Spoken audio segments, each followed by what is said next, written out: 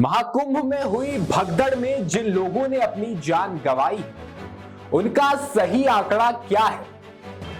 क्या कुंभ में बहुत बड़ी तादाद में लोगों की जान गई?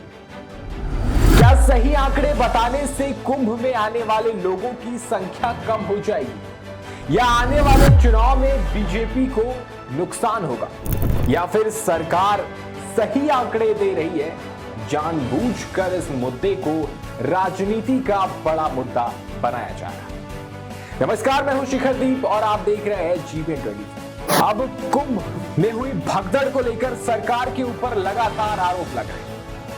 खोया पाया केंद्र से भी नहीं मिल रही मदद, जेसीबी की मदद से हादसे वाले जगह पर मिटाए गए सबूत, निश्चित मुहूर्त में नहीं हुआ शाही स्नान। अब ये वो आरोप है जिन्हें अखिलेश यादव ने संसद के बजट सत्र में बोलते वक्त सरकार पर लगाए। प्रयागराज में चल रहे महाकुंभ में जब से भगदड़ वाली दुर्घटना घटी है, उसके बाद से यह मुद्दा एक बड़ा राजनीतिक मुद्दा बन गया है। सभी विपक्षी पार्टियां सरकार को घेरने में लगी, खासकर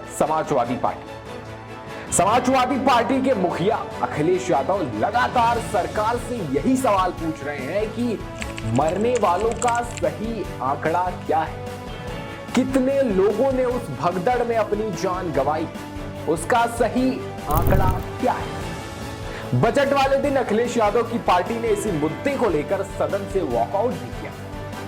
तो वहीं जब उन्हें संसद में बोलने का मौका मिला तो उन्होंने सदन के पटल पर एक बार फिर इस मुद्दे को रखा और सरकार से कई सवाल पूछे। उन्होंने फिर एक बार कहा कि सरकार आंकड़े छुपा रही है और अगर मैं गलत हूं तो मैं इस्तीफा देने को तैयार हूं। अब यह बात तो सच है कि मरने वालों की तादाद ज्यादा थी, क्योंकि जितने लोग वहां मौजूद थे सबने यही कहा कि वहां का मंजर बेहद खौफनाक था।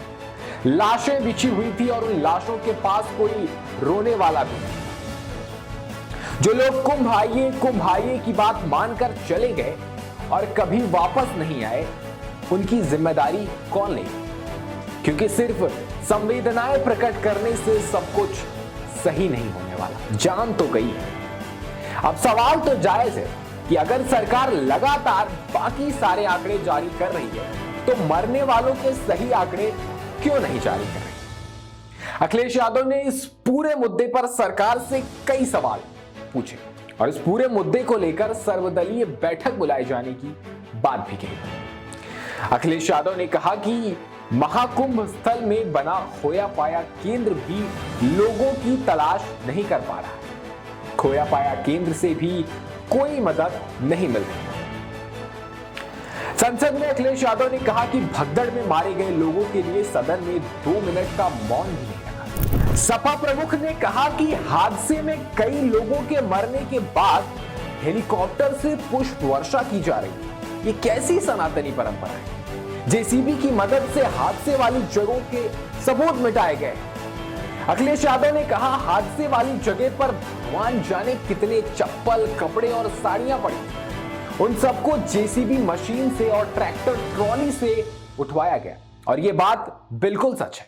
कोई नहीं जानता कि उन्हें कहां फेंका गया, सब कुछ छुपाने के लिए किया गया है।